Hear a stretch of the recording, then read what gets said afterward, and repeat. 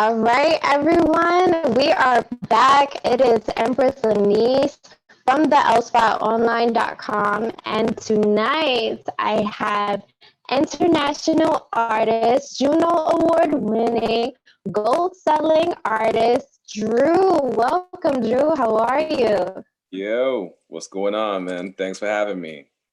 Absolutely. Tell everybody where you're from. I am from Toronto, Canada. Big up to Toronto, Jamaican background. But yeah, man, the six, big up. Awesome. Okay, so I know that you released some new music. You have a song called YNF. Yes. And just, talk to everyone about that song. Why did you remake it? And yeah. Yeah, you know what? This is actually the 20-year anniversary of when we first released the song. When I was in the group In Essence, we put the song out on Funk Master Flex's 60 Minutes of Funk, which is actually one of his gold-selling albums. And so it was like, that was one of our biggest singles. And, a lot of people, Tory Lanez and a lot of different artists are sampling from different classic R&B songs and remaking them. And, so I was like, you know what, I was actually gonna, I was trying to think of, what's a dope, 90s, early 2000, remake that I could maybe sample from. I was going through stuff. I'm like, hold on a second. I'm like, In Essence had something that was, in my eyes, was like a cult classic, but never really got the shine that I think it deserved at the time. Like, we didn't shoot a video for that song. It was more came across as like a mixtape record. And I feel like it didn't really get the shine that it deserved. So after talking with the group and, this new album is called The Rebirth 2020. So I feel like I kind of rebirthed this song. Like, it was a big song years ago, and I thought I would kind of rebirth it and bring it back and kind of let it be the first single to my new album, which is called The Rebirth. Wow. So do you feel like this song is like an introduction to like pretty much tell your history of, where you started from, and then I'm assuming that the rest of the songs are gonna show where you at today. Exactly. It's more of like this song, it does give you the feel of what the album will be, because I've still I still stay in that 90s R&B lane, but it definitely shows the growth from then till now and how I've kind of merged the the two worlds together. So, but yeah, man, this is some real R&B music. Amazing. So tell me, before we came on live, I was talking about, my own self-growth. So what was, something that you discovered? And I guess we could focus on the music industry as far as how it was then and then how it is today, because a lot has most definitely changed. Well, yeah, a lot has changed. You know, I love the evolution. There are some things that I don't like, but this I'm more focused on, what I do like and how we can make the most of this change. But I come from the days when, like you had to send out your vinyl to DJs, Mm-hmm. like vinyl. You know what I mean? So it's like that definitely, shows my age. But so it was a process to get your song from recording it at the studio to getting it pressed and then getting it to DJs.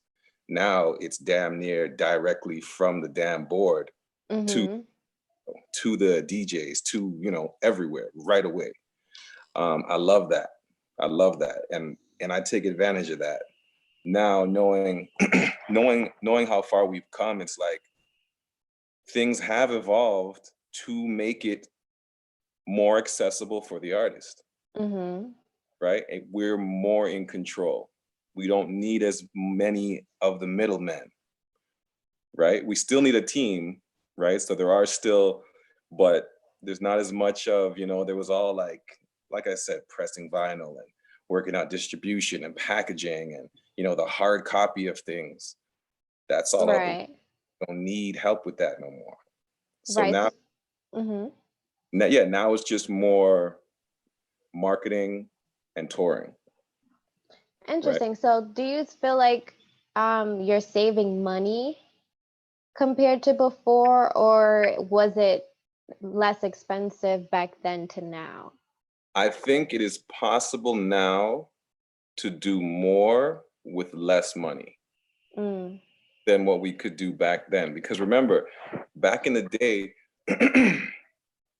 an average video shoot budget was 60, 70 grand. That was cheap. That was a good price for a music video, you know, 15 years ago, 20 years ago, when Puffy and, you know, R. Kelly and all these people were spending $1 million on a video. Like, we spend, right.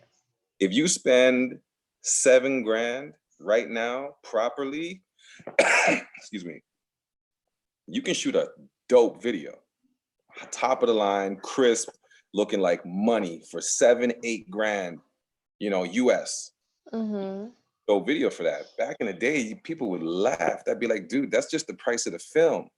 That's just Right. film, dog. Like, are you kidding me? Right. So I do feel like it's, if you budget your money properly and know what you're doing, you can go a lot further for a lot less.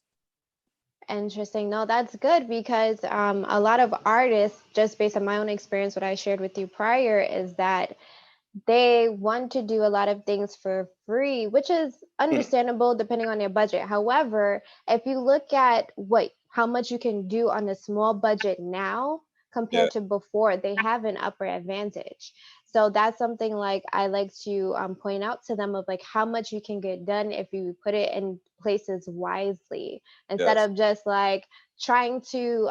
So I know like for hip hop artists, it's more of trying to keep up the look as far as like I got money and got all these different things. Because I've worked with different types of artists where some of them they like to, shout like that they got stacks, but then you also have the R&B artists that just want to, be smooth and just, it's not is there's glamour, but it's not so much of that showing out. Like are you rarely see, well, I guess today is different because R&B and hip hop has really merged, but right. back then it's like you just had to sing a good note and like if True. no matter what you had on, like it was good, like you were good. So it's most definitely different now, and I'm glad that you said that it's more feasible now Yeah. compared to before.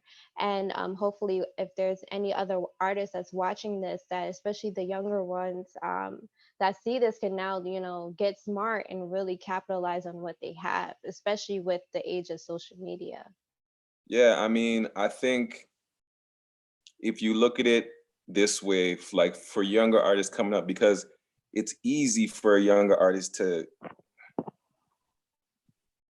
you there? Sorry. Yes. Um, it's easy for a younger artist to get caught up in maybe, whatever, be in the streets or working a job or hustling or whatever, and get a quick, maybe $10,000, and say, okay, what am I gonna do with this $10,000 for this new project, say, coming up, right? It's easy to be like, okay, I'm gonna take, 7, 8 grand, shoot a video, you know, but then it's like, okay, and so you only left how much left for marketing? Exactly. So that's backwards, if you ask me, right? Mhm. You'd find a way to spend less for your video, not taking away from the artistic, Mhm. properties of it, but you should be spending more money to market your product. That's what Right. if you can find a way to make your music, um, whatever. Like for me, I have a producer I work with. I don't have a team of producers. I don't go looking for beats. I'm not, just out there saying, mass emails, all producers send beats. And, I think if you can find a team or find a producer that you can build with and go through your issues and go through different sounds and try things and build into your own thing, I think that's the best way to, number one, save money, because you and your producer are like a team. Like me and my producer are one. Mhm. Whatever we need to do, he's not like, oh, well, Drew, you gotta break me off for this beat real quick, and then we can figure out like, no, okay, what are we doing? What's our budget? Right? How can we break this down for us still to eat, but we can make this project, go to the level that we're all trying to get it to. Right. And it's actually working that way is most definitely also feasible because you guys are working on it together. Like you said, it's not like you're paying per song or per project, and you guys put a plan together of how you can generate that income back. That everything that comes in, me and him split, me and him are partners. Right. So that makes sense to do it that way. Exactly. I think so too. Yeah. So let's talk about this project, the Rebirth 2020. Yes. So you and what's the name of the producer? Hollywood Pro. Hollywood Pro. Hollywood So Pro, man. Steve Durego. so what was the direction as far as like for each song? Like what is it that we're gonna be hearing? The vibe is very it's not influenced at all. We didn't do this album influenced at all by what's on the radio. We didn't focus on what the last big hit was, or none of that. We completely tuned all of that out. And if one of us were to come with something that felt like something that was fresh off the radio, it would get shot right down. Mm, I think I think the masses are looking for something authentic. Authentic. I think the masses are looking for now, especially in R&B music, something that they can really feel. And when you hear a lot of songs, a lot of R&B music right now, starts with that calm little couple chords, and that that's coming. yeah. Every Yeah. time. And I love it. I love the vibe. Don't get me wrong. Love the vibe, man. But it's getting too predictable. It's too much. It's too much. And I feel that's what that the era that I love, which is what the sound of the album is more 90s R&B with a little bit of an edge, but it's still in that era. It came from a real place. There was real emotion, whether it was anger, sadness, freakiness, sexiness. There was something that you could feel, and it wasn't, as I would say, as empty as a lot of the music today. I So do. go Sorry. ahead. No, I do feel there are some artists that are being more. It's not that they're not here, because we're here, but for some reason I feel like they haven't been pushed to the forefront. For Mm-hmm. maybe because we're not all talking about popping pills and other subject matter that maybe isn't the you know I don't know, I don't even know how to put it. What's the like? It's like this. I don't even know how to put into words, but it's in a lot of music that is pushed to the forefront right now. Yeah, no, I agree with you. So I was gonna ask you, where do you or when do you think that shifted? Because I mean, just for me growing up, I listened to a lot of R&B, then hip hop. Right. I mean, aside from like the few like major ones like the Biggies and stuff like that, but other than that, R&B was most definitely dominating. Hmm. And all of a sudden there's a shift, and even when I look at my playlist now or look for songs in my playlist, it's like there's different types of R&B now. It's like Yeah. it's alternative, neo soul, it's like it just pretty much separated. But for me, let's say for example, a neo soul song used to be just straight R&B Right. or alternative or whatever the new names that they're calling it. So Yeah. when do you think it all shifted? I don't know, man. It's I feel like music got to a point where authentic rappers wanted to be singers, and authentic singers want to be rappers. Mm, Like there's this like because now what they call R&B, or what they put into this, I guess it was a sung rap, I think is a new category or something, sung rap. So yeah, it's like something like that. I don't know. It was definitely the merge of hip hop and R&B, and I think it's the evolution of that. You know, kind of evolved into putting the two together. But yeah, I don't know. I'm not really sure when or how that shift changed, but it definitely changed. Right. So do you think that it's much harder for R&B artists like yourself to be heard? Because like you said, there's only certain type of music that's being pushed to the forefront.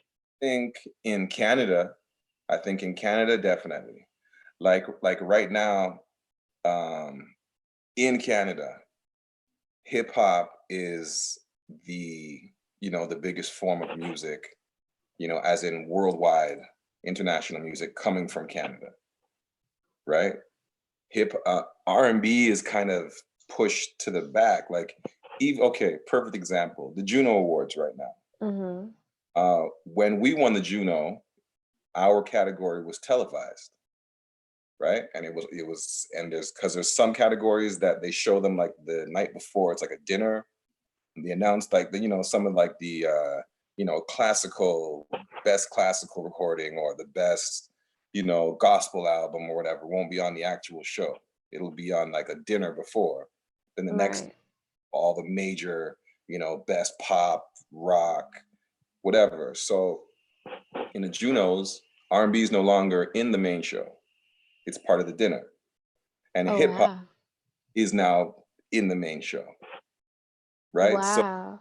like R&B, it's weird because the older executive, I should say, in the music industry in Canada look at R&B and hip hop as the same thing.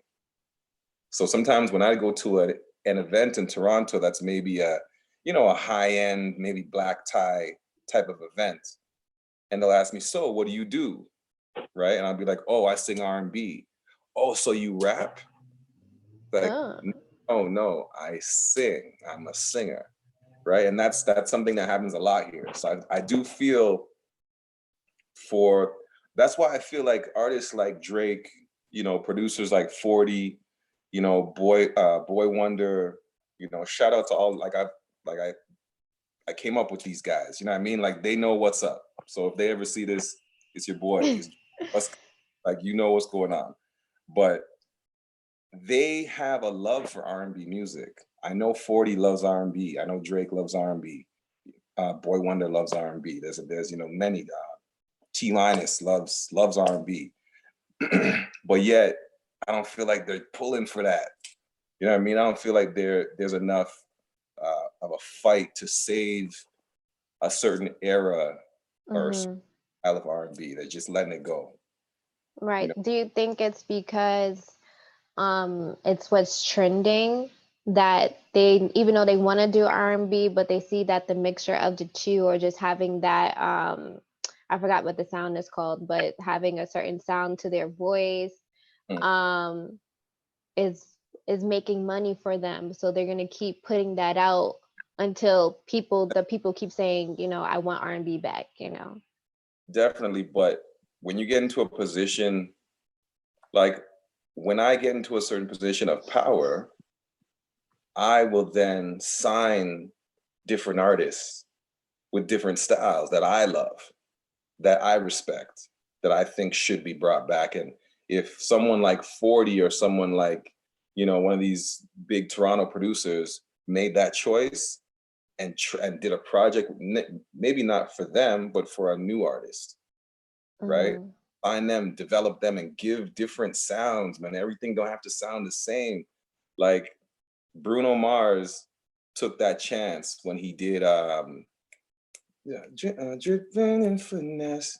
It don't Yeah, make finesse. right. Yeah. That great. That wasn't like R&B, New Jack Swing mixed with 2019 or 2018, whenever that came out. That was authentic to me. That was for someone that loves that era, Mm-hmm. authentic. And that was a smash. But he made the choice. Someone at his level. That's why I say someone like a 40 or a Drake or whatever, if they made the choice, maybe not for themselves, sign a young artist or a different artist that is maybe messing with that lane and give them up, Right. because I really believe that the public wants variety right now. And that's what my new album is. Like it's me and Hollywood were talking about the sound, and it's like 80s New Jack swing, Okay. something like that, I guess. 80s New Jack swing, right? But obviously, there's definite influences from this era because we lived in this era. But it's not. When you hear it, I think when the public hears it, they'll be like, "Oh shit, okay, okay, Right. this isn't just this isn't just a wannabe R&B trap record. Not doing it, not doing the auto tune mumble R&B. That's just not for me. Mm-hmm. I can't. Um, yeah, that's just not for me. I'm just gonna leave that. So, and that was the word I wanted to say, auto tune. So, right now we're, experiencing a pandemic with COVID-19.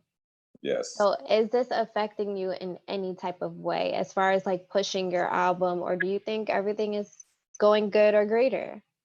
You know, I had a tour I was supposed to be doing. I was supposed to be touring in Russia uh, um, in March, end of March. I was supposed to be in Russia, and then I was supposed to be touring in Europe in May, and I just toured Europe last May.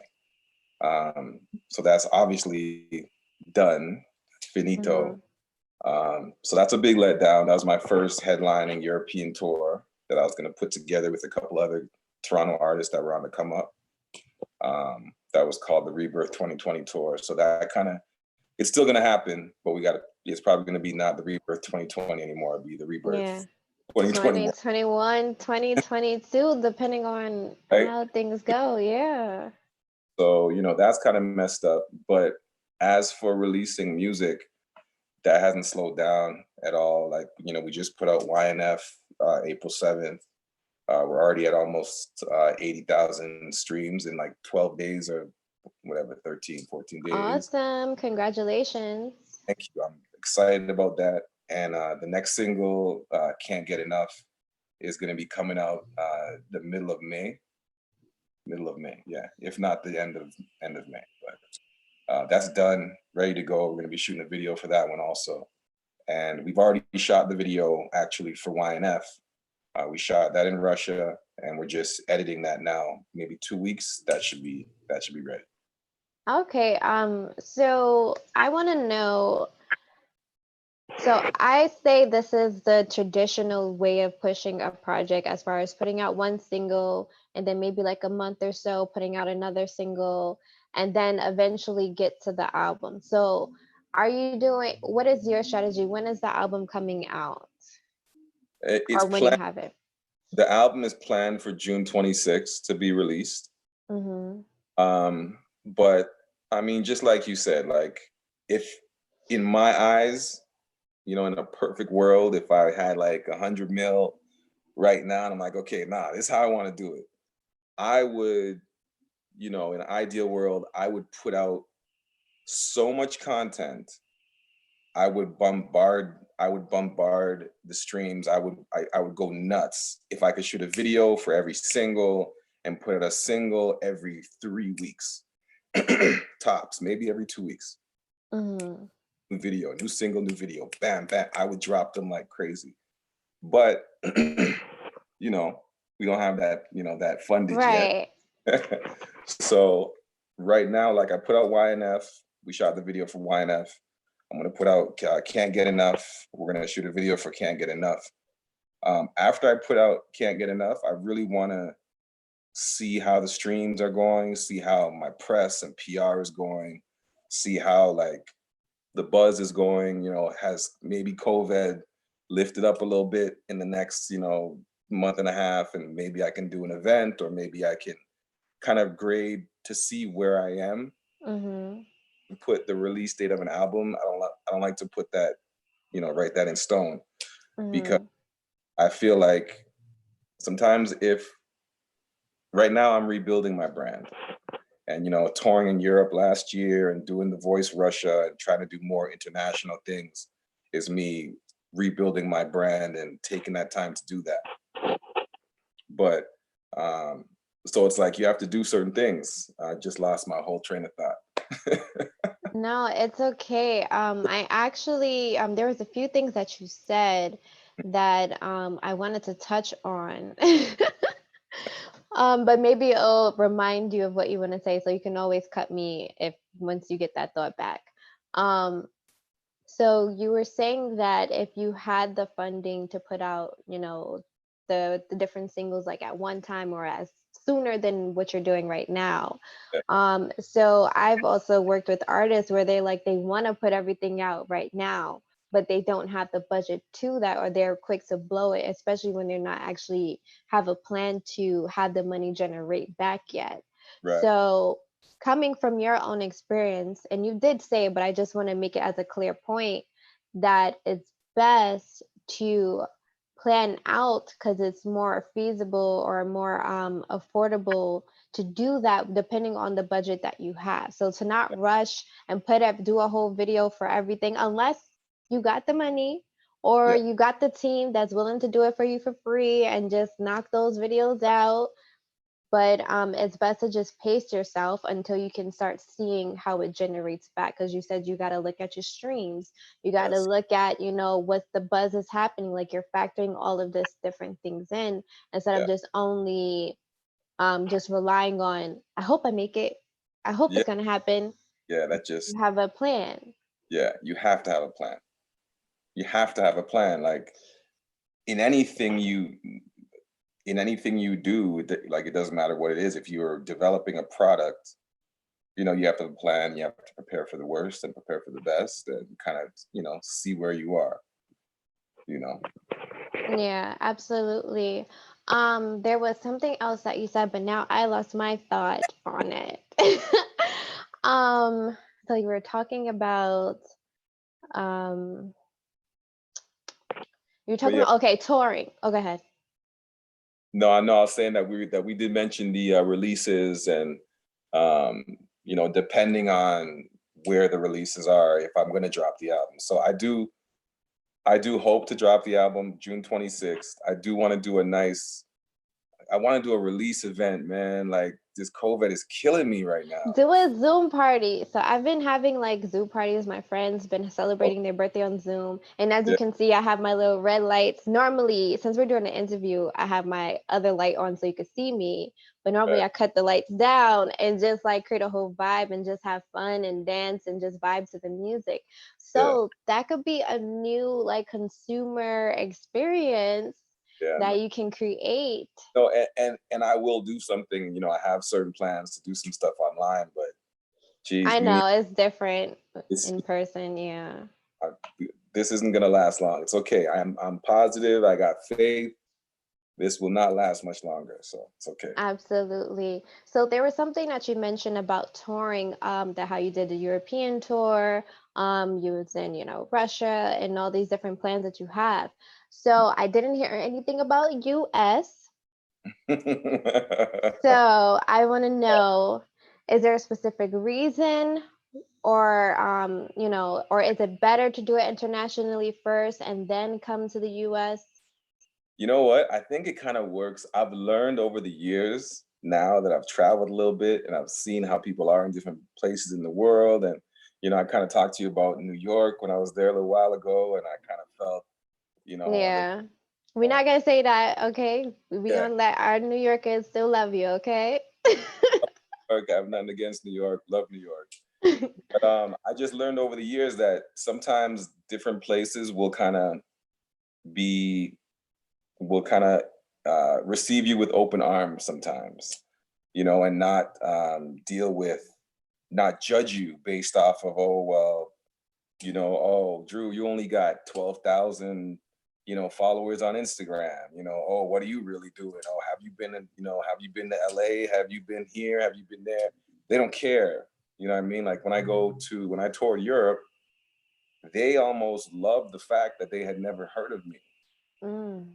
right? They were more intrigued by that, right? They don't care about, they love the fact that, oh, I've now, you know, I've now discovered this new artist that nobody knows. Only I know them. And that's, when they blow up, I'll be able to say, I knew them when they only had 12,000 followers on Instagram.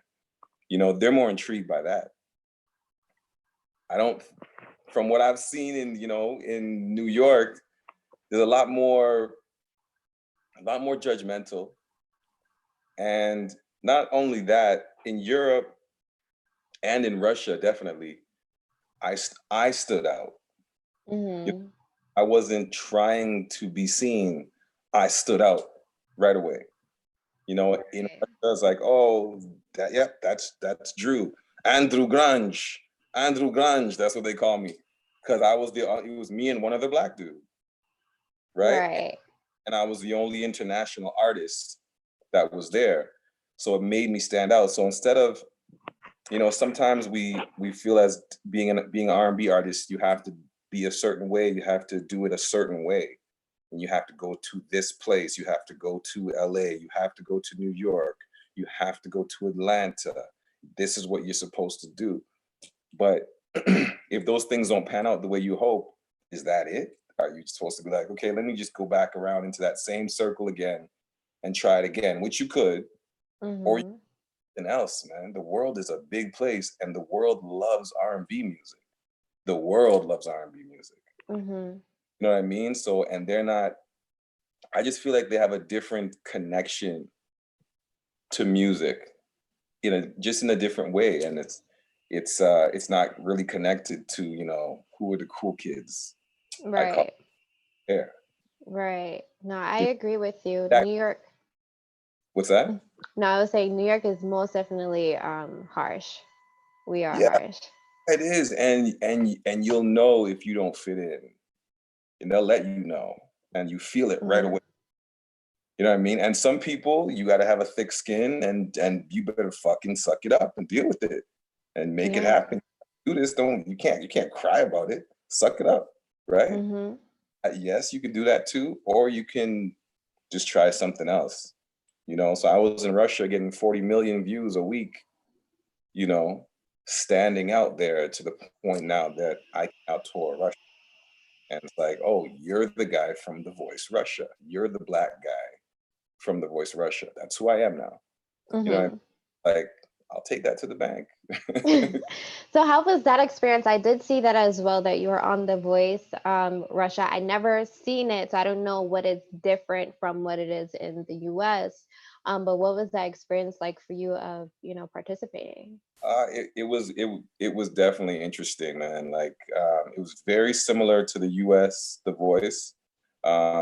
So like my coach that I chose, there was 3 out of the 4 chairs turned for me. First of all, big up, but Woo-hoo. and so I chose Paulina Gagarina, which is like she has like 8 million followers on Instagram. She's a huge star in Russia. Um, so and it's a similar thing. You choose a coach, and you go through the different levels, and the whole. Um, I mean, there wasn't as much coaching as I would have thought, to tell you the truth. Uh, Mm-hmm. love Paulina, love you, Paulina, but it wasn't really coaching. It was supposed to look like that on TV, but it wasn't much of that. Mm-hmm. I was me and one other black dude was in the whole show. So I definitely think they were, it is a TV show. So I think they had a quota, and they wanted to have, a certain amount of international artists, and a certain amount of maybe black artists, and just to have, you know, um, I guess a good variety of artists. There's been talk about certain corruption within the show over the past. Mm. So they were trying to really kill that stigma and make it open for more international artists. So I think that could have had something to do with them, putting me through. But it was just amazing. I got a chance to sing songs I wouldn't have really sang. I learned a Russian song called Katusha. It's one of their big, national songs. I sang that the day I got voted off.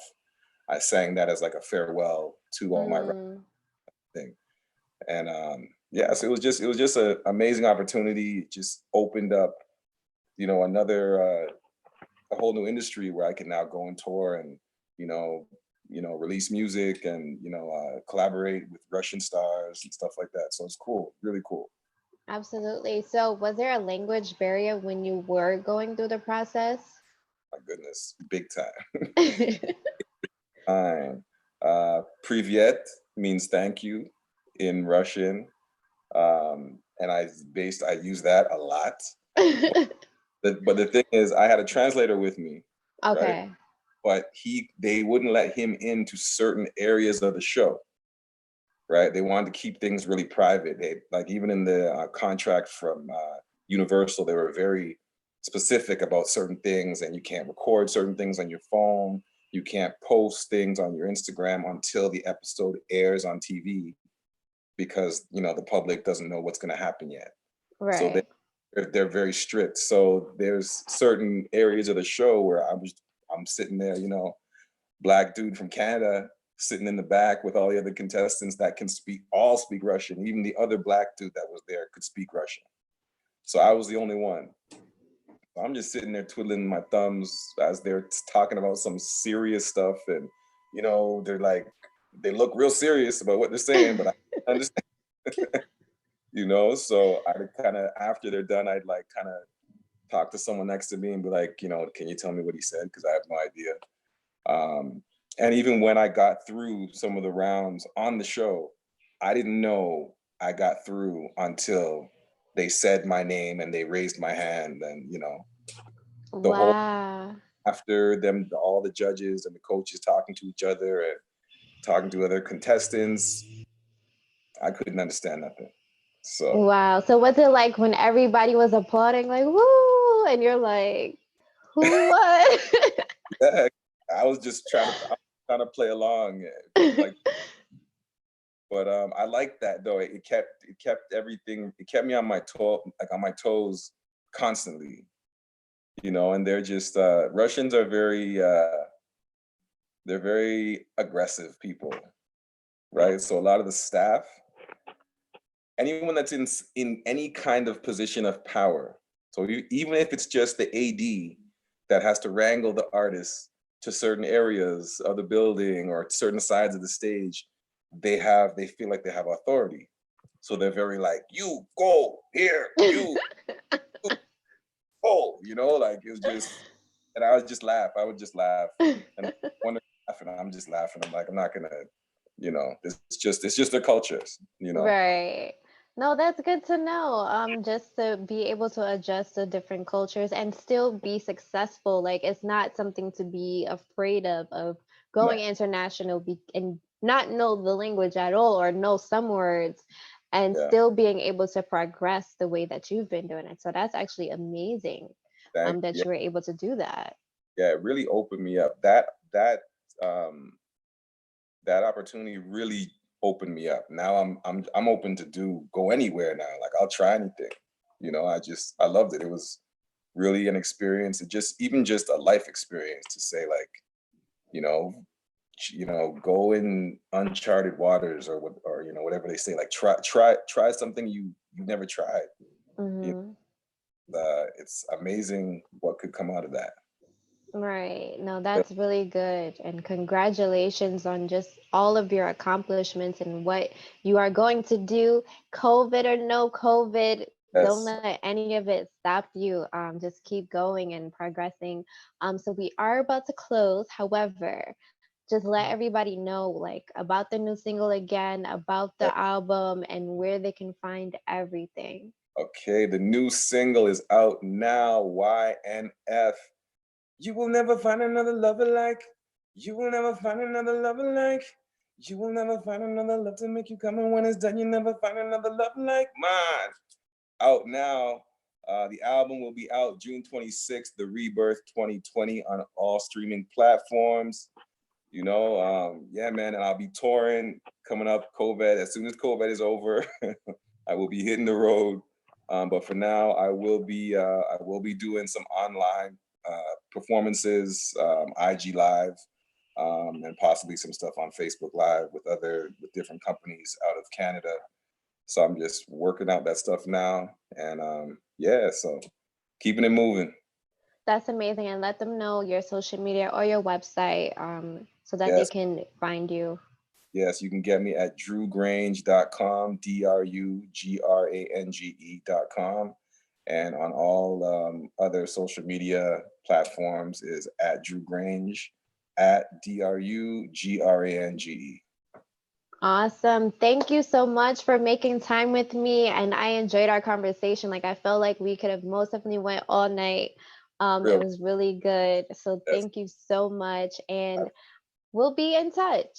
Yes. All right. All right. Bye, guys. All right.